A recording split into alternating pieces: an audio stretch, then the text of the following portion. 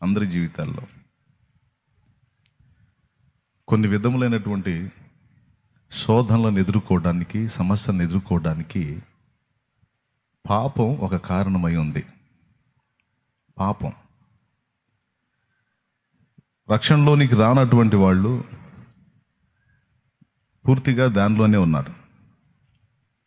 రక్షణలోనికి రానటువంటి వాళ్ళు పూర్తిగా పాపంలోనే ఉన్నారు. అది ఎలా అంటే, క్రియలతో వాళ్ళు చేసినటువంటి పనుల ద్వారా వచ్చిన పాపం, అలాగే పితరుల పాపం.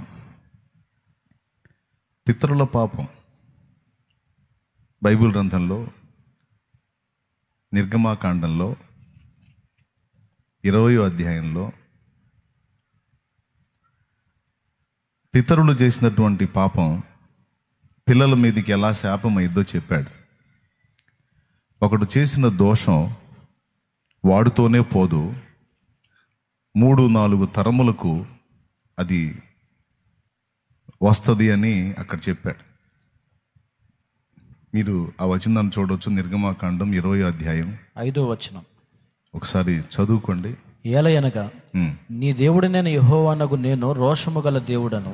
నన్ను ద్వేషించు వారి విషయములో 3-4 తరముల వరకు తండ్రుల దోషమును కుమారుల మీదకి రప్పించుచు, నన్ను ప్రేమించి నా ఆజ్ఞలు గైకొను వారిని 1000 తరముల వరకు కరుణించువాడనై ఉన్నాను. ఇప్పుడు 5వ వచనంలో మీరు గుర్తుపెట్టుకోండి, పితరుల దోషం అది దేవుణ్ణి ద్వేషించని లేదా దేవునికి వ్యతిరేకమైన శపితమైన పనులు చేయని, ఆ దోషం అనేది నిద్రొచ్చిన వాళ్ళు గట్టిగా స్తోత్రం చెప్దాం, మెలుగుతో ఉన్నవాళ్ళు చెబుదాం. అది మళ్ళీ ఒకసారి చెప్పు. ఆ దోషం అనేది లేదా ఆ పాపం అనేది 4 తరాలకు వెంటాడిద్ది అని చెప్పాడు. కొన్నిసార్లు మనం బాగానే ఉంటాం, కానీ మన పితరుల దోషాలు మన మీద పనిచేస్తాయి. ఇదే మాట క్రొత్త నిబంధనలో కూడా యోహాను సువార్త 9వ అధ్యాయంలో పుట్టినది మొదలుకొని గుడ్డివాడైన మనుష్యుణ్ణి శిష్యులు చూసి, గుడ్డివాడుగా పుట్టుటకు వీడు పాపం చేశాడా, వీడిని కన్నోళ్ళు పాపం చేశారా అని అడిగారు. అప్పుడు యేసు ప్రభు, వీడైనను వీడిని కన్నవాళ్ళైనను పాపం చేయలేదు, కానీ దేవుని క్రియలు వీని యందు మహింపరచబడటానికి వీడు గుడ్డివాడుగా పుట్టాడు అంటాడు. వీని యందు ప్రత్యక్షపరచబడాలి దేవుని క్రియలు. అక్కడ వీడు గుడ్డోడుగా పుట్టడానికి తల్లిదండ్రుల పాపం ఏమైనా కారణమైందా అని క్వశ్చన్ శిష్యులు అడిగినప్పుడు అట్లేం ఉండదు అని ప్రభు అనలా. అట్లేం ఉండదని ప్రభు అనలా. వాళ్ళు చేయలేదు, వీడు చేయలేదు. దేవుని క్రియలు వీని యందు ప్రత్యక్షపరచబడటానికి వీడు గుడ్డివాడుగా పుట్టాడు అన్నాడు. సో అందుకే చాలాసార్లు చెప్తా ఉంటాను, మనం చేసిన పాపం అంతో పోదు, అది మన బిడ్డ తరానికి కూడా సమస్యగా ఉంటుంది కనుక దాన్ని కూడా దృష్టిలో పెట్టుకొని జాగ్రత్తగా ఉండండి అనే మాట నేను తరచు చెప్తా ఉంటాను. యేసు ప్రభుని ఎరగనోళ్ళకి ఈ సంగతి తెలియదు కాబట్టి వాళ్ళు పాపం చేస్తారు, పాపంలోనే బతుకుతారు. అటు వాళ్ళు చేసిన పాపాలకు వచ్చే శాపం, పితరుల ద్వారా వచ్చిన శాపం మొత్తం నెత్తి మీద కూర్చుంటుంది. కూర్చొని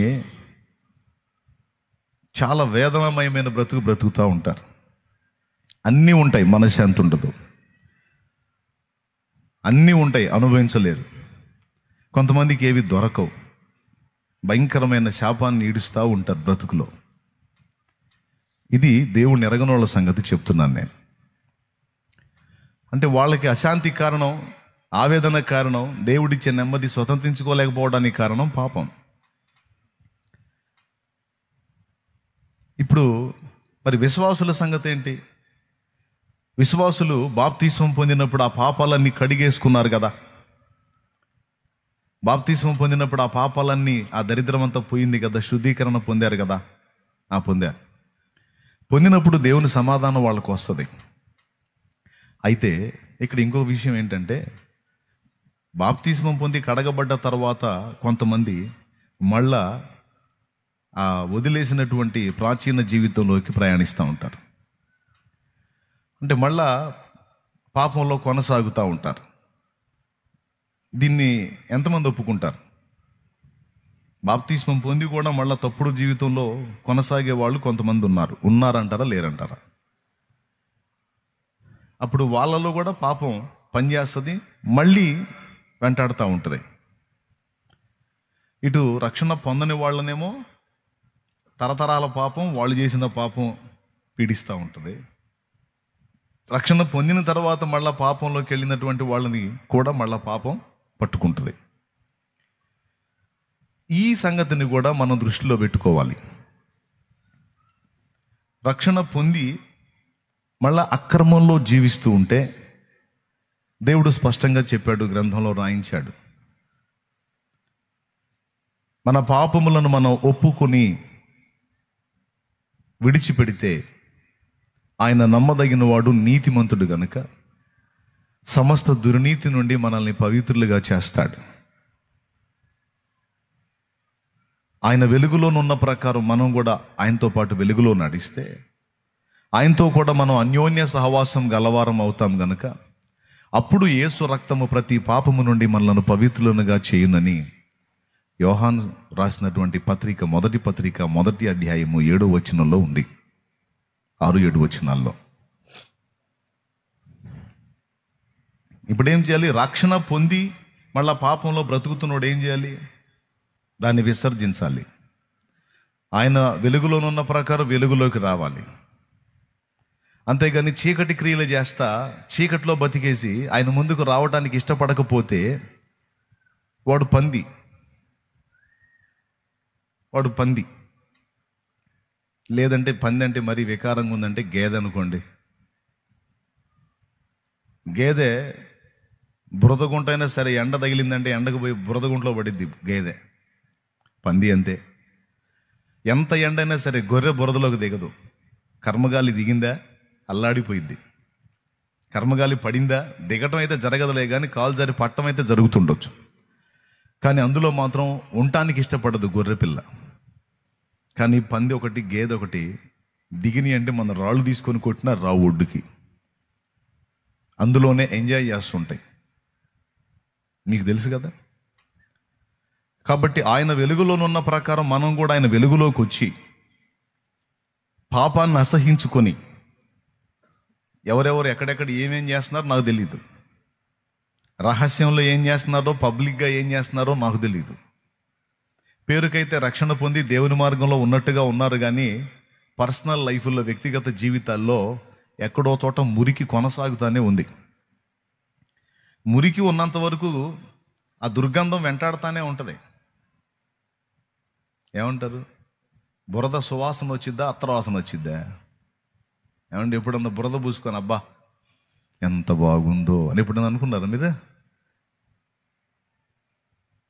బురద గబ్బే, చెండాల పోసన. అది మనకి అంటుతున్నంత వరకు దాని తాలూకు ఫలితం మనల్ని వెంటాడుతూనే ఉంటుంది. ఎంతమందికి అర్థమవుతుంది? చేతులు ఎత్తండి. మనం ఏముందలే అనుకుంటే ఏముందలే అని వదిలిపోదు. అది ఏముందలే అని వదిలిపోదు. అది మన ఒంటి మీద ఉన్నంత వరకు ఆ వాసన కంటిన్యూ అవుతానే ఉంటుంది, దాని తాలూకు ఫలం. ఇప్పుడు ఆ గలీజ్ అనుభవం పోవాలంటే ఏం చేయాలి? ముందు దాన్ని కడిగేసుకోవాలి. కడిగేసుకోవాలంటే ఏం చేయాలి? యేసయ్య రక్తం దగ్గరికి రావాలి.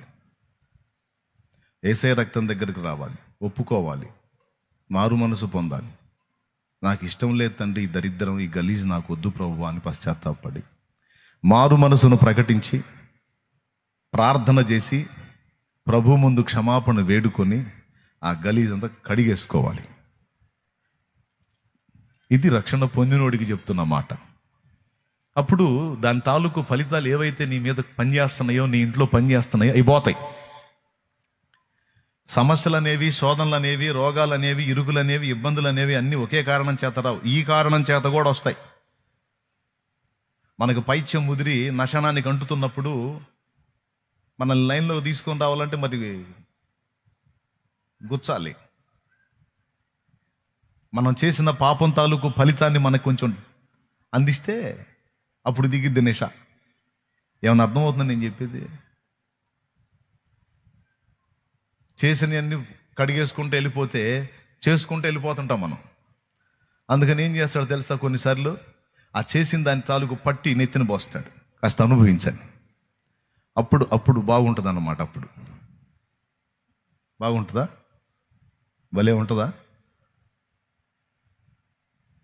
నేను చేస్తున్నాను, చర్చికి పోతున్నాను, ఏదో దేవుడికి ప్రార్థన చేస్తున్నాను, వస్తున్నాను, అయిపోయిందిలే అనుకోవద్దు. అది మనల్ని వెంటాడిద్ది. మళ్ళా ఆ బురదలో పొర్లాడటానికి కాదు మనల్ని దేవుడు పిలిచింది, రక్తంతో కడిగింది. మనం పవిత్రులమును, పరిశుద్ధులమును, నిర్దోషులమును, నిష్కళంకులమై బ్రతకటానికి దేవుడు మనల్ని కడిగాడు, కానీ మళ్ళా మురికిలోకి పోవడానికి కాదు.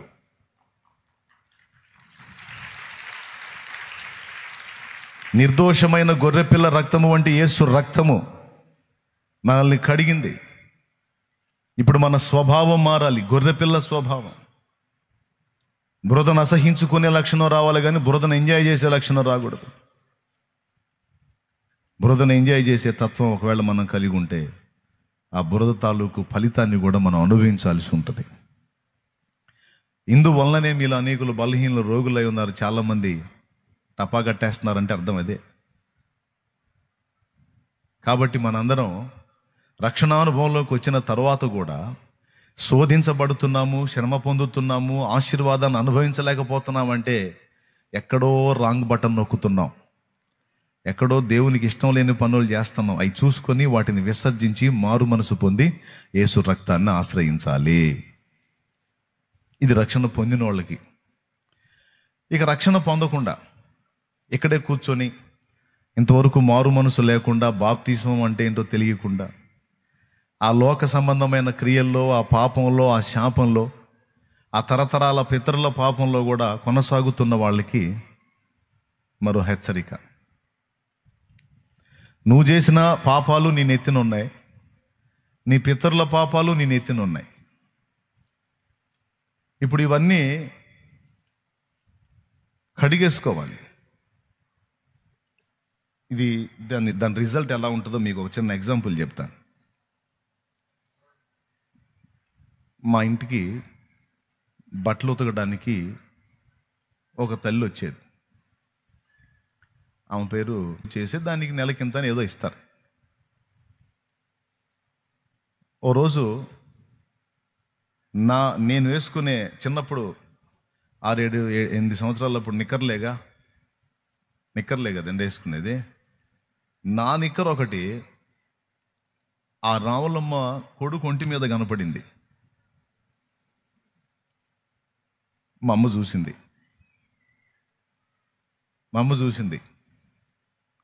అంటే పాపం అలవాట్లో పొరపాటుగా పడిందో, లేకపోతే తన బిడ్డగా లేక తొడుక్కుందో, మొత్తానికి ఏదో అయిపోయింది. మా అమ్మ చూసి, అంటే మా అమ్మని ఏదో పాపం నిందించాలని కాదు, తెలియదు, లోకస్తురాలు కదా, అప్పుడు దేవుని ప్రేమ తెలియదు, లోకస్తురాలు కదా. వాడు రోడ్డు మీద ఆడుకుంటామంటే వాడు ఒంటి మీద నా నిక్కర కనపడింది. నిలబెట్టి గోల చేసి వాడు వేసుకున్న నిక్కర్ని నిలువున విడిపించింది. విడిపించి తీసుకుంది. పాప వాడికి అట్లనే ఇంటికి పోయాడు. వాడు ఏడుచుకుంటా. వాడు ఎక్కడున్నాడో దేవుడు వాడిని దీవించుగాక. వాడి పేరు మస్తాను, వాళ్ళమ్మ పేరు రాములమ్మ. నాకు బాగా కళ్ళారా చూశాను, గుర్తు నాకు అది. అప్పటిదాకా మాకు కొత్త బట్టలు తీసుకొని కుట్టించి తొడుక్కునే పొజిషన్ ఉంది. ఎప్పుడైతే ఈ దరిద్ర పని మా అమ్మ చేసిందో, ఇక ఆ రోజు నుంచి వస్త్రాలకు దరిద్రం స్టార్ట్ అయింది మాకు.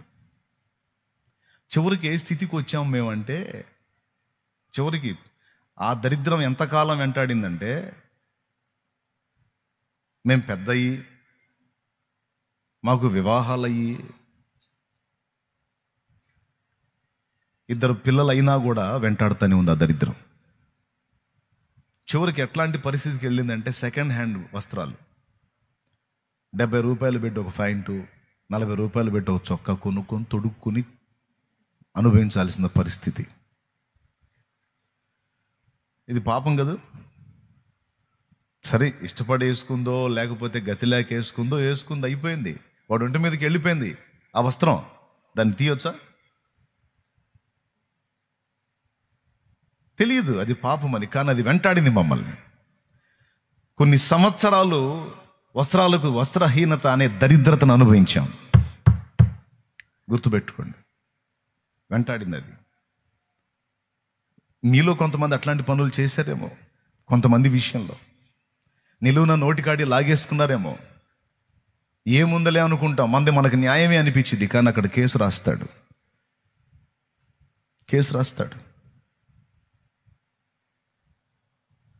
ఆశ్చర్యం చెప్పనా, చాలా సంవత్సరాల క్రితం ఆ మస్తాన్ అనేవాడు పెరిగి పెద్దయి నాకు కనపడ్డాడు. వాడు నంబర్ 1గా ఉన్నాడు, వాడు జంజావృతంగా ఉన్నాడు, బాగా దీవించబడ్డాడు వాడు. చివరికి ఎవడో తొడుక్కొని వదిలేసిన వాటిని డబ్బులిచ్చి కొనుక్కొని తొడుక్కునే అధోగతి మాకు పట్టింది. మీరు ఊహించండి, ఇది చిన్న విషయం అంటారు ఇది. అందుకే చెప్తున్నా, మనం చేసే పాపాలు ఏముందిలే అయిపోయినాయిలే అనుకుంటాం. మొత్తం కేసులు రాసి ఉంటాయి ఆడ. మరి ఇప్పుడు ఈ దరిద్రత ఎప్పుడు పోయిందయ్యా మాకని అడగండి. ఈ శాపం ఎప్పుడు పోయింది, ఈ పాపం ఎప్పుడు పోయింది అంటే, మారు మనసు పొంది పాప క్షమాపణ నిమిత్తమైన బాప్తిస్మం పొంది యేసు రక్తములో పాపాలు కడిగేసుకున్నాం చూడు, అప్పుడు పోయింది ఈ శాపం.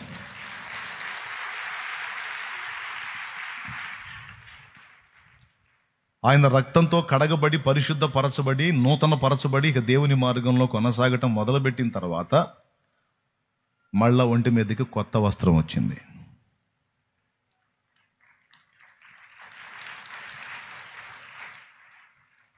కావాలని మీకు ఇది గ్రహింపు ఉండాలని చెప్తున్నాను నేను. జాగ్రత్త. వస్త్రాలు లాగేసుకుంటారు, ఆహారం లాగేసుకుంటారు, కొంతమంది మీద నిష్కారణపు నింద వేస్తారు. ఏముంది, నలుగురు అనుకున్నారు, నేను కూడా అంటే పోయిద్ది, వాళ్ళే పోతారని. ఇవన్నీ మనం చేసిన క్రియలన్నీ కూడా మనల్ని వెంటాడతాయి, నీడలాగా వెంటాడతాయి. వాటి ఫలితాలు మనం అనుభవించాల్సి ఉంటుంది. ఇక్కడ ఉన్నోళ్ళు ఇంకా ఎవరైతే మారు మనసు పొందలేదో, బాప్తిస్మం పొందలేదో, క్రీస్తు రక్తంలో కడగబడలేదో ఒకసారి ఆలోచించుకోండి. విధవరాండ్రని ఎగతాళి చేసేవాళ్ళు. నాకు తెలిసిన ఒక ఆమె ఉంది. ఆమె దేవుణ్ణి నమ్ముకున్న ఆమె. అనుకోని రీతిలో ఆమె భర్త చనిపోయాడు పల్లెటూరులో. పొలాలకి వెళ్తారు కదా ఆటోలు వేసుకొని, పొలాలకి. పాపం ఆమె కూడా పొలం పనికి వెళ్తా ఉంది. ఒక ఆటో నిండా జనం ఎక్కారు, ఆటో బయలుదేరింది, పాపం ఏం ఎదురెళ్ళింది వాళ్ళకి. వెంటనే ఆటోలో ఉన్న ఒక ఆమె ఈమెకి వినబడేటట్టు, ఏడ తయారవుతారు మా కర్మకి, శుభమా అంట మేము పొలం పనికి పోతుంటే ఈ ముండమోపిది ఎదురొచ్చిందని ముఖం మీద అనేసాను. సిగ్గుండొద్దంట, శుభమా అంట బయలుదేరుతుంటే కథ పక్కకు తప్పుకోవాలని తెలియదో. దరిద్ర బతుకులు బై ఆపు. పాడు మోహం ఎదురు వచ్చింది పొద్దున్నే, పాడు మోహందే అని ఆటో ఆపుకొని మళ్ళీ ఇంకొక శకునం చూసుకొని పోయి. మీరు నమ్మండి నమ్మకపోండి, అదే రోజు సాయంత్రానికి ఆమె భర్త ఈ మాట అన్న భర్త సాయంత్రం 6:30 అప్పుడు ప్యాస్ పోసుకోవడానికి వెళ్ళాడు వాళ్ళ ఇంటి బయట పక్కకి. పోయినాడు, పోయిన దగ్గరే కూర్చున్నాడు, అయిపోయాడు, చచ్చిపోయాడు. ఒక్క డే కూడా గడవక ముందే విధవరాలు అయిపోయింది ఆమె. పాడు మోకంది ముండమోపిది అన్నది కదా, అన్న మనిషి ఒక్క డేలోనే విధవరాలు అయిపోయింది. చూడండి, కొంతమంది పాపం ఎంత తీవ్రంగా పనిచేసిద్దో చూడండి. ఏముందిలే అనుకుంటారు. నేను చెబుతున్నాను, తల్లిదండ్రులు లేని పిల్లల ఉసురు, విధవరాండ్ర ఉసురు. కొంతమంది కళ్ళు లేని వాళ్ళని ఆట ఆడుతూ ఉంటారు, కళ్ళు లేని వాళ్ళని ఆడుకుంటూ ఉంటారు. అది పాపమే. వినపడని వాళ్ళ ముందు వాడికి వినపడదు కదా అని వాడిని తిడతా ఉంటారు. అది పాపమే. పరభాష మనిషి ముందు వాడిని తిడతా ఉంటారు కొంతమంది. అంటే మన భాష వాడికి అర్థం కాదు కదా అని పాపం పరభాష వాడిని తిడతా ఉంటారు. ఇవన్నీ లిస్టు పెడితే ఎన్ని వస్తాయో. అయితే ఇవన్నీ కేసులు కాదనుకుంటాం, మనం సరదాగా కొట్టేస్తాం, కానీ మొత్తం కేసులే. ఇలాగా రక్షణానుభవంలోనికి రాని వాళ్ళు, ఇంకా మారు మనసు పొందని వాళ్ళు, పాప క్షమాపణ నిమిత్తం బాప్తిస్మం పొందని వాళ్ళ మీద ఇట్లాంటివి ఎన్నున్నాయో. మరి ఇవన్నీ ఎప్పుడు పోతాయి? ఈ దరిద్రం అంతా ఎక్కడే దరిద్రం అక్కడే పెట్టుకొని, అరే నువ్వు మారు మనసు పొందయ్యా అంటే పొందకుండా, బాప్తిస్మం పొందా పాపాలన్నీ కడిగేసుకొని ఫ్రెష్ అవ్వయ్యా అంటే అవ్వకుండా, ఏందండి నేను చర్చికి వస్తున్నాను కానీ నాకేందండి, నాకేం మనశ్శాంతి లేదు, నాకేం అంటే ఎట్లా చేయాల్సినవి ఉన్నాయి, దిద్దుకోవాల్సినవి ఉన్నాయి, ప్రభు రక్తంలో కడగవలసినవి ఉన్నాయి. ఎంతమందికి అర్థమైంది? ఇది అర్థం కాకపోతే ఇంకా అర్థమే లేదు. స్తోత్రం. ఇప్పుడు ఏం చేయాలి? యేసుప్రభు దగ్గరికి వచ్చిన వాళ్ళు ఏం చేయాలి? పాపాలు ఒప్పుకోవాలి. ఇక ఆ దరిద్రపు జీవితంలోకి వెళ్ళకూడదని తీర్మానం చేయాలి. మారు మనసు పొందాలి. బాప్తిస్మం పొందాలి. బాప్తిస్మం పొందినప్పుడు ఏం జరిగిందో తెలుసా? మనం ఇక యేసయ్య చేతుల్లోకి వెళ్ళిపోతాం. ఆయన తన రక్తముతో మనల్ని నిలువెల్లా కడిగి పరిశుద్ధపరుస్తాడు. నూతన పరుస్తాడు. తరతరాల శాపం, మనం చేసిన చేష్టాల ద్వారా వచ్చిన దరిద్రం మొత్తం అక్కడ శుద్ధీకరణ చేయబడింది. దాని నుంచి మనల్ని విడిపించడానికే ప్రభు ప్రాణం పెట్టింది. అప్పుడు రెండు జరుగుతాయి నీకు. ఒకటి, తరతరాల పాపం శాపం నీ మీద నుంచి, నీ క్రియల పాపం శాపం నీ మీద నుంచి తొలగిపోవటం వల్ల రెండు జరుగుతాయి. ఒకటి, నీ బ్రతుకులో ఇన్నాళ్ళు నువ్వు కోల్పోయినటువంటి సమాధానము, మనశ్శాంతి, ఆనందము అనేది ప్రవేశించింది. ఒకటి, రక్షణానందం అంటారు దాన్ని, అది వచ్చింది నీకు. రెండోది, నిత్యము నరకంలో పడి యాతన పడేటువంటి పరిస్థితి నీ పాపాల వల్ల. ఆ నరకం నుంచి నువ్వు కాపాడబడి నువ్వు నిత్య జీవానికి చేరతావు. ఈ రెండు ప్రయోజనాలు నీకున్నాయి. ఏం చేయటం ద్వారా? మారు మనసు పొంది, బాప్తిస్మం పొంది, పాపాలు కడిగేసుకోవటం ద్వారా. ఈ ప్రక్రియ జరగకుండా నువ్వు ఎన్ని సంవత్సరాలు చర్చికి వచ్చి కూర్చున్నా, ఎన్ని పాటలు పాడినా, ఎన్ని భజనలు చేసినా దేవునికి సంబంధించినవి నీకు దక్కవుగాక దక్కవు. దక్కాలంటే జీవగ్రంథంలో పేరు లిఖించబడాలి. అందరూ పిల్లలు బడికి వెళ్తున్నారని ఒక తల్లి పిల్లాడిని బడికి తీసుకెళ్ళి వదిలిపెట్టింది, గవర్నమెంట్ బడి. అమ్మా ఇదిగో దీనికి ఇంత కొంచెం కట్టాల్సి ఉంటుంది మొదటిగా, మరి ఎంత, ఒక 100 రూపాయలు ఏమో కట్టాల్సి ఉంటుంది, అది కడితే అబ్బాయి పేరు రిజిస్టర్లో రాస్తామన్నారు. 100 రూపాయలు ఎందుకండి? 100 రూపాయలు పిల్లగాడు ఏదో అలవాటు పడతాడని తెచ్చి వదిలిపెడతంటే అంది. సరే అట్టయితే కూర్చోబెట్టు అన్నాడు. ఇక వాడు రోజు బడికి పోతున్నాడు పలక తీసుకొని పద్ధతిగా. చెప్పాలంటే అందరికంటే బాగా చదువుతున్నాడు వాడు, అందరికంటే క్రమంగా వెళ్తున్నాడు బడికి, చాలా క్రమశిక్షణగా ఉంటున్నాడు. వాడు చదివే క్లాసులో వాడే మెరిట్ అట్టున్నాడు. రోజు గవర్నమెంట్ వాళ్ళు పిల్లలకి బట్టలు, కొన్ని వస్తువులు, కొన్ని తినే పదార్థాలు ఆ స్కూల్లో ఉన్న పిల్లలందరికీ శాంక్షన్ చేశారు. ఆ రోజు పిల్లలందరూ బడికి పోయి ఆ సరుకులు, ఆ కవర్ల నిండా ఆ బట్టలు, ఆ వస్తువులు, ఆ తినుబండారాలు అవన్నీ ఒక్కొక్కడు 3-4 సంచులు తీసుకొని పోతున్నారు హుషారుగా ఇంటికి. వీడు మాత్రం పలక సంఖలో పెట్టుకొని వచ్చాడు ఏడుచుకుంటా. వాళ్ళ అమ్మ బట్టలు ఉతుక్కుంటా చూసింది. మిగిలిన పిల్లలంతా సంచులు తీసుకొని పోవటం, వీడు మాత్రం ఒట్టి పలకి శంకలో పెట్టుకొని రావటం చూసి కడుపు మండిపోయింది వాళ్ళ అమ్మకి. మండిపోయి ఆవేశంగా పోయింది. మాస్టారా రావయ్యా బయటికి. అయ్యిందమ్మా. మా వాడు రోజు బడికి వస్తున్నాడా లేదా? వస్తున్నాడు.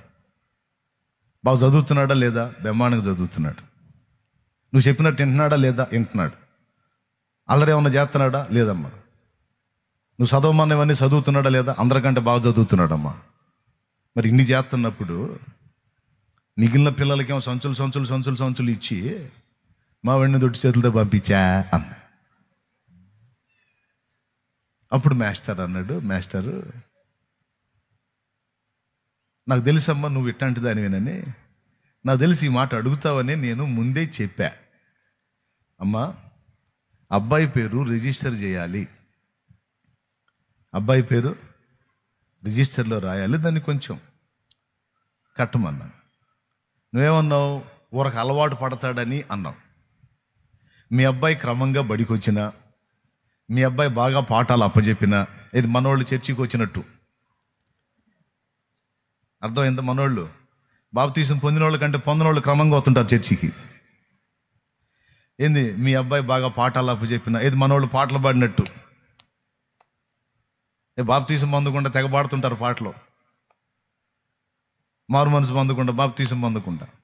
ఎంత బాగా పాడినా, మీ అబ్బాయి ఎంత చక్కగా అల్లరి చేయకుండా కూర్చున్నా, రిజిస్టర్లో పేరు లేనప్పుడు ప్రభుత్వం వారు అందించినవి నీ బిడ్డకు దక్కవు. వాస్తవమే అది. అలాగే దేవుడు చెప్పిన పని చేయకుండా, మారు మనసు పొందకుండా, పాపక్షమాపణ నిమిత్తం బాప్తీసమం పొందకుండా, ఎంత క్రమంగా చర్చికి వచ్చినా, ఎంత బాగా పాటలు పాడినా, ఎంత బాగా స్తుతులు చెప్పినా,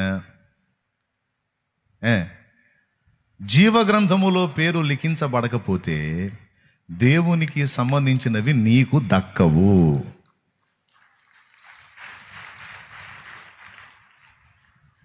బాప్తీసం పొందిన వాళ్ళకి ఈ మాట విన్నప్పుడు కడుపులో మండుతుంటే మీరు చప్పట్లు కొడతారా? ఏమన్నా న్యాయం ఉందండి? దేవునికి స్తోత్రం. అంటే ఇప్పుడు మీరు చప్పట్లు కొట్టిందని అర్థం ఏం తెలుసా? వాళ్ళకి అంతే కావాలనే.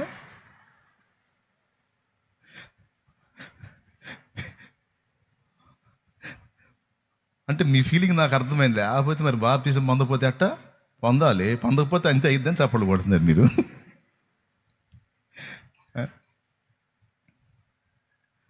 నేను చెప్పేది వాస్తవం. మనము దేవునికి చెందిన వారం అయితే దేవునివన్నీ మనవే.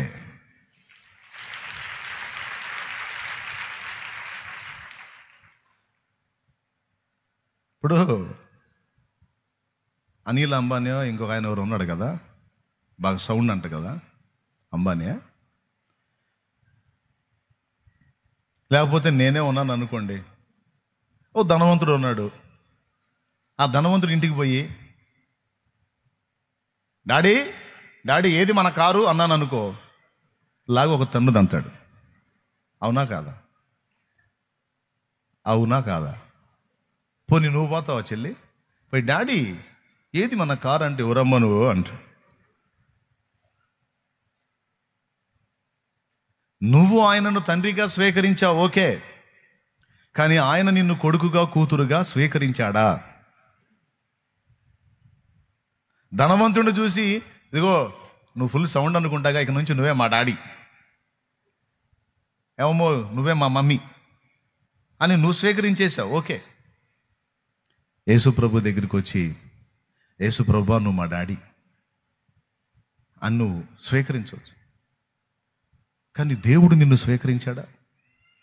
ఇప్పుడు ఏ ధనవంతుడి దగ్గరికి వెళ్ళి నేను మన కారు ఏది అంటే, ఇదిగో మన కారు అని చూపించడానికి ఒక పని ఉంది. అతడు నన్ను దత్తత స్వీకారం చేయాలి, అతడు నన్ను స్వీకరించాలి, నన్ను ఆమోదించాలి. అతడు తనంతట తాను నన్ను దత్తత తీసుకున్నట్టయితే మన కారు ఎక్కడ అంటే కారు చూపిస్తాడు, మన బంగళాలు ఇంకెన్ని ఉన్నాయంటే బంగళాలు చూపిస్తాడు, మన టోటల్ ఎస్టేట్ ఎంత అంటే మొత్తం చూపిస్తాడు. అదంతా మనం స్వతంత్రించుకోవడానికి ముందు దత్తత స్వీకారం జరగాలి.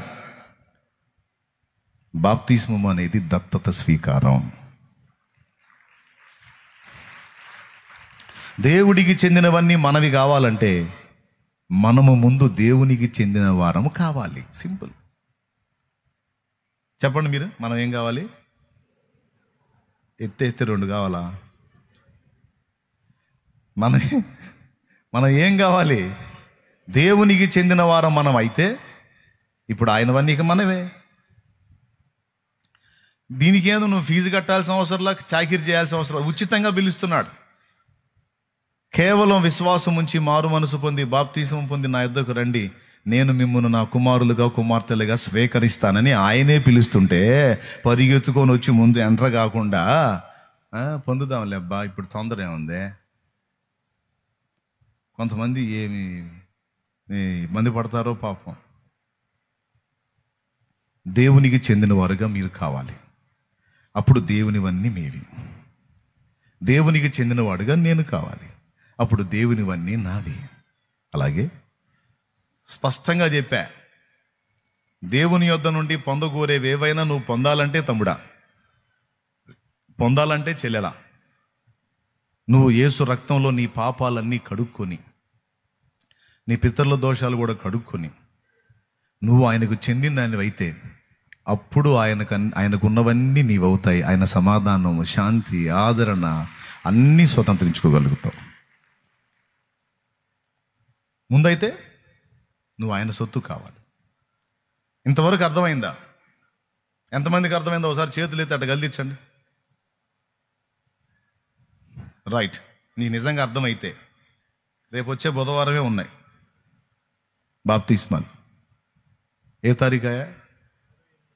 38వ తారీఖు అంట. ఎన్నో తారీఖు? 28. స్తోత్రం.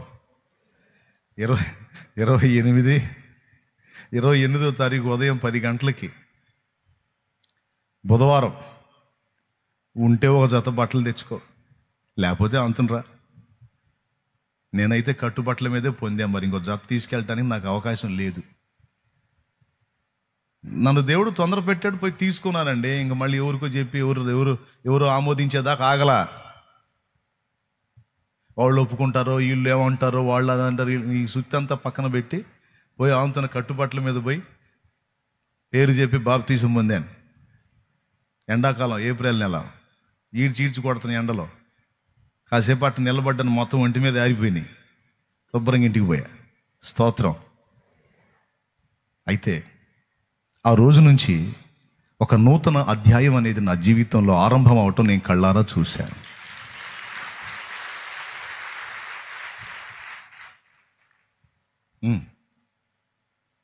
ఆ ఆనందాన్ని ఆ రోజు నుంచి ఈ రోజు దాకా ఆ రక్షణానందాన్ని అనుభవిస్తానే ఉన్నా. కాబట్టి స్పష్టంగా మీకు చెప్పా బాప్తిస్మం విలువ. దేవునివన్నీ నీకు కావాలి అంటే నువ్వు ముందు దేవునికి చెందిన వ్యక్తివి కావాలి. ఇంతకు మీలో ఎంతమంది దేవుని మనుషులు అయ్యారు, దేవునికి చెందిన వాళ్ళు అయ్యారు? చేతులు ఎత్తండి. చూడండి ఎంతమంది లేచారు, ఎంతమంది చేతులు లేచినాయో దించండి. అన్న నేను ఇంకా రక్షణ పొందలేదన్నా, బాప్తిస్మం పొందలేదన్నా అన్నోళ్ళు చేతులు ఎత్తండి. నేను ఇంకా పొందలేదన్నా అన్నోళ్ళు చేతులు ఎత్తి అటు కదిలించండి. రైట్. ఇప్పుడు నీకు స్పష్టంగా చెప్పా, ఇంతకుముందు చేతులు ఎత్తిన వాళ్ళలాగా నీవు కూడా దేవుని సంబంధమై చేతులు ఎత్తునట్లు త్వరగా నీవు మారు మనసు పొంది రక్షణకు సిద్ధమవు. అప్పుడు నీ మీదున్న పాపమంతా తొలగిపోయిద్ది. దేవుని సమాధానం అనేది నీ జీవితంలో స్టార్ట్ అయింది. ప్రతి ఘోర పాపమును కడుగును యేసయ్యా రక్తము, ప్రతి ఘోర పాపమును కడుగును మన యేసయ్యా రక్తము.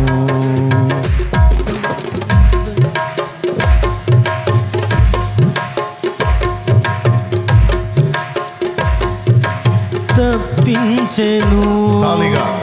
చాలా కష్టపడ్డారు. భలే పాడారు అసలు, బయటికి కనపడకుండా పాట పాడితే ఎట్లా ఇంతలా హాల్లో గోలబొట్టదు. మీరు బయటికి రాకుండా పాడటంలో మంచి ప్రావీణ్యం పొందారు. స్తోత్రం. ఈ 2 సంగతులు గుర్తుపెట్టుకోండి. రక్షణ పొందిన వాళ్ళు మళ్ళీ మీ మీద పాపపు మరకలు అంటుతున్నాయేమో చూసుకొని వాటిని కడిగేసుకోండి ఎప్పటికప్పుడే, ఏ రోజుకు ఆ రోజే. ఎందుకంటే ప్రాణం పోకడా ప్రభు రాకడా మనం ఎరుగము గనుక ఎప్పటికప్పుడు ఫ్రెష్గా ఉండాలి. ప్రతి ఉదయం ప్రతి సాయంత్రం దేవుని ముందు దోషములు ఒప్పుకొని సరిదిద్దుకొని శుద్ధీకరణ పొందాలి. ఓకే, ఎప్పటికప్పుడు క్లియర్గా. ఏ క్షణాన నా ప్రాణం పోయినా సంతోషంగా వెళ్ళిపోవాలన్నట్టు ప్రిపేర్డ్గా ఉండాలన్నమాట. ఎవరిళ్ళు? రక్షణ పొందినోళ్ళు. రక్షణ పొందినోళ్ళు తప్పనిసరిగా రేపు వచ్చే బుధవారం బాప్తిస్మానికి సిద్ధపడండి. నా ధర్మం నేను చెబుతా, వినకపోతే వాళ్ళ కర్మ, నాకు సంబంధం లేదు. అయితే చెప్పేది వైనంగా చెప్పాలి కాబట్టి వైనంగా చెప్పా. మీకు బాగా అర్థమైందని నేను అనుకుంటున్నా. ఇక ఇంతకు మించి మిమ్మల్ని ఇబ్బంది పెట్టదలుచుకోలేదు. ఇంకా లేండి.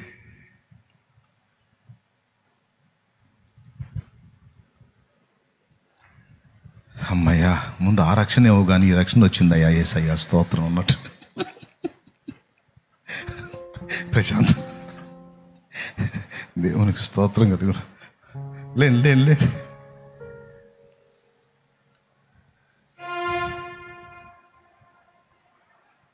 ఈరోజు మీరు దేవునికి చెందినవారు, బాప్తిస్మం పొంది ప్రభు రక్తంలో కడగబడిన పరిశుద్ధులారా, మీరు దేవునికి చెందినవారు. ఇప్పుడు ప్రభు కలిగి ఉన్నవన్నీ మనయే. ఎప్పుడెప్పుడు ఏది కావాలో తగిన కాలం ముందు తప్పకుండా డాడీ మనకిస్తాడు. ఏ వరి కావాల్సిన అవసరంలా, కృంగిపోవాల్సిన అవసరంలా. మనం దత్తత స్వీకారంలో ఉన్నాం. మనం ప్రభువారమయ్యాం. ప్రభు మనవాడు, మన తండ్రి. డాడీ, నాన్న. మరి మన నాన్నయ్యన్ని మనయ్య కదా. మరి మన నాన్నయ్యన్ని మన అయితే మరి ఏది డబ్బులు ఇస్తే అప్పులు తీర్చుకుంటాయి. ఇది ఇట్లేదుగా, ఇస్తాడు. నీకోసమే దాచి ఉంచాడు. అయితే ఎప్పుడు ఇవ్వాలో ఆయనకు బాగా తెలుసు. ఎప్పుడు ఇస్తే నువ్వు బాగుపడతావో, ఎప్పుడు ఇస్తే నువ్వు ఖరాబ్ అవుతావో తెలుసు. అందుకనే తగిన కాలం ముందు నీకు ఇచ్చినట్లు ఆయన ఎదురు చూస్తూ ఉన్నాడు. ఇస్తాడు. నీవు ఆశించిన ప్రతి మేలు నీకు ఇవ్వక మానడో, నీకు ఇవ్వక మానడో ఇస్తాడు. క్రమక్రమంగా నిన్ను ముందుకు నడిపిస్తాడు. ఎంతమందికి విశ్వాసం ఉంది? దేవుడు ఎవరు? మీ నాన్న, మా నాన్న? చెప్పు, గట్టిగా చెప్పు. మా నాన్న. అది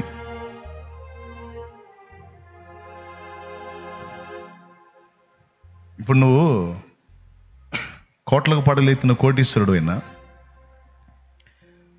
మీ అబ్బాయి 10 ఏళ్ళోడు ఒక 1000 రూపాయలు అడిగితే ఇస్తావా?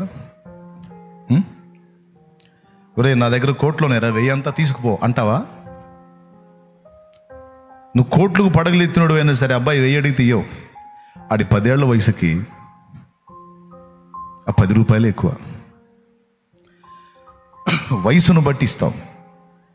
అదే వాడు ఎదిగి ఒక స్థాయికి వచ్చిన వాడైతే తాళమే తీసుకొచ్చి వాడి చేతికి ఇస్తాం. అట్లా మన ఎదుగుదలను బట్టి దేవుడు మనకు అందిస్తాడు, సమస్తం ఇస్తాడు. అయితే అందులో మన ఎదుగుదలను చూసుకొని మన నాన్న మనకిస్తాడు, అన్నిటి మీద అధికారం ఇస్తాడు. ఆమేన్. కాబట్టి మా ధైర్యపడద్దు, నువ్వు ఆయనకు చెందిన వ్యక్తివి. అలాగే రక్షణ పొందని వాళ్ళు, మీరు కూడా దేవునికి చెందిన వాళ్ళు కావాలి.